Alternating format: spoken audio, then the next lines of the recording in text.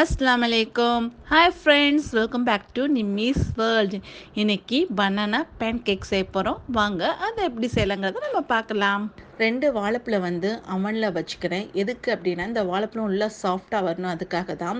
நீங்கள் அவன் இல்லாட்டினா பரவாயில்ல, நீங்கள் வந்து நார்மலாக நல்ல பழமான வாழைப்பழம் எடுத்துக்கோங்க. நான் அவனில் வச்சு எடுக்கும்போது எனக்கு மேலே வந்து கருப்பு கலராக இருக்கும், உள்ளே வந்து நல்லா சாஃப்டாக வந்திருக்கும். ஒரு பவுல் ஒன்று எடுத்துக்கிட்டேன். அந்த பவுலில் நீங்கள் பார்த்தீங்க அப்படின்னா, நான் வந்து 250 கிராம் அளவு வந்து மைதா மாவு வந்து சேர்க்குறேன். மைதா மாவு அப்படியே சேர்த்துடக்கூடாது, நல்லா வந்து சலிச்சிக்கணும்.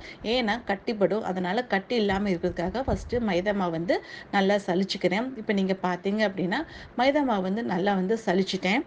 அடுத்து நான் வச்சுருக்க பேக்கிங் பவுடர் நீங்கள் பார்த்தீங்கன்னா 1.5 ஸ்பூன் அளவு பேக்கிங் பவுடர் இருக்குது பார்த்தீங்களா, அதை வந்து இதோட நான் சேர்த்துக்கிறேன். சேர்த்துட்டு அதையும் கட்டி இல்லாமல் தட்டிட்டு, அடுத்து நீங்கள் பார்த்தீங்கன்னா 2 பிஞ்ச் அளவு வந்து உப்பு இருக்குது பார்த்தீங்களா, அதை வந்து இதோடு சேர்த்துக்கிறேன். உப்பு எதுக்கு சேர்க்குறேன் அப்படின்னா, கொஞ்சம் வந்து ஸ்வீட் வந்து தூக்கி கொடுக்கறதுக்காக தான். சேர்த்ததுக்கப்புறம் நார்மல் சுகர் வந்து 2 ஸ்பூன் அளவு வந்து இப்போ இதோட சேர்க்குறேன். சேர்த்துட்டு லைட்டாக வந்து நான் வந்து ஃபஸ்ட்டு வந்து மிக்ஸ் பண்ணி விட்றேன். தண்ணி எதுவும் சேர்க்கலை, இதிலே வந்து லைட்டாக ஃபஸ்ட்டு நல்லா வந்து நான் மிக்ஸ் பண்ணி விட்டுக்கிறேன்.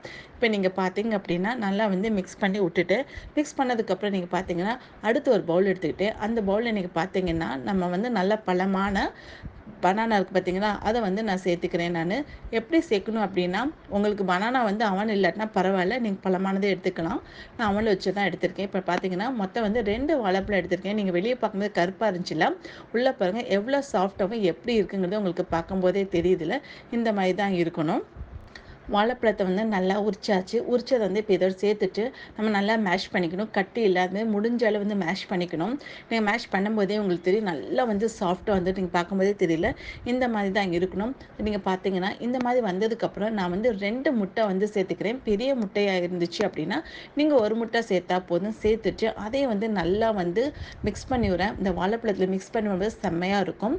நல்லா மிக்ஸ் பண்ணதுக்கப்புறம் நீங்கள் பார்த்தீங்க அப்படின்னா அடுத்து வந்து நான் பால் இருக்குது பார்த்தீங்களா, 250 ml வந்து பால் வந்து கெட்டியான பால் தான். அதை வந்து இப்போ இதோடு சேர்த்துக்கினேன். சேர்த்துக்கிட்டு அதையும் நல்லா வந்து பீட் பண்ணிக்கிறேன். நீங்கள் பீட் பண்ணும்போது இன்னும் வந்து வாழைப்பழம் வந்து நல்லா சாஃப்டாகவும் நம்மளுக்கு நல்லா வந்து மிக்ஸ் ஆகி வரும். நீங்கள் பார்க்கும்போதே தெரியுது இல்லை, கெட்டியாகவும் இருக்குது. அதே மாதிரி நல்லா வந்து பீட் பண்ணியாச்சு. பீட் பண்ணதுக்கப்புறம் அடுத்து நான் வச்சுருக்க வெண்ணிலா எசன்ஸ் இருக்குது பார்த்தீங்களா, அது வந்து 1 டேபிள் ஸ்பூன் அளவு வந்து வெண்ணிலா எசன்ஸ் சேர்க்குறேன். வெண்ணிலா எசன்ஸ் ரொம்பவும் கூட சேர்த்துடக்கூடாது. வெண்ணிலா எசன்ஸ் சேர்த்ததுக்கப்புறம் அதையும் நீங்கள் பார்த்தீங்கன்னா நல்லா வந்து மிக்ஸ் பண்ணிவிடுறேன். இப்போ நீங்கள் பார்த்தீங்கன்னா நல்லா மிக்ஸ் பண்ணியாச்சு.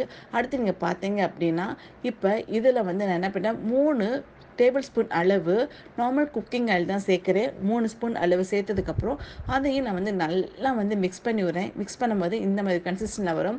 வந்ததுக்கப்புறம் நம்ம வந்து 250 கிராம் அளவு மைதா கலந்து வச்சுருந்த பார்த்தீங்களா, அதை வந்து இப்போ இதோட சேர்த்துக்கலாம். இந்த மில்லுக்கு எல்லாத்தையும் இப்போ இதோட சேர்த்துட்டு அதையும் வந்து நல்லா வந்து கட்டி இல்லாமல் மேக்ஸிமம் நம்ம எவ்வளோ தூரம் வந்து அதை வந்து மிக்ஸ் பண்ண முடியுமோ அந்த அளவு மிக்ஸ் பண்ணிக்கலாம். இப்போ பார்த்தா அப்படின்னா நல்லா மிக்ஸ் பண்ணியாச்சு. செம்ம சூப்பராக வந்து இப்போ மாவு நம்மளுக்கு ரெடியாகி வந்துருச்சு.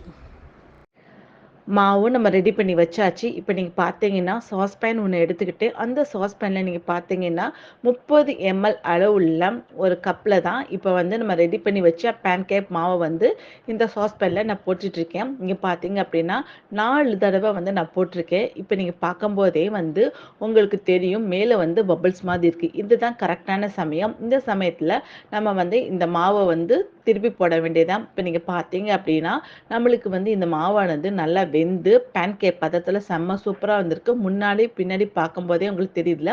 இப்போ இதை நான் வேற ஒரு பிளேட்க்கு ட்ரான்ஸ்ஃபர் பண்ணிக்கிறேன். அவ்வளோதான், மீதி இருக்க மாவை அதே மாதிரி ரெடி பண்ணிக்கிறேன். இப்போ நீங்கள் பார்த்தீங்க அப்படின்னா நம்மளுக்கு செம்ம சூப்பரான டேஸ்டியான எம்மியான பனானா ஃப்ளேவரோடும் சரி, அந்த எக்கோ ஃப்ளேவரோடும் சரி, நம்ம செம்ம சூப்பரான பனானா பேன்கேக் வந்து ரெடி ஆச்சு. நீங்களும் இந்த பனானா பேன்கேக் ரெசிபி உங்கள் வீட்டில் ட்ரை பண்ணுங்கள். ட்ரை பண்ணிட்டு எப்படி இருக்குங்க சொல்லுங்கள். தேங்க்யூ.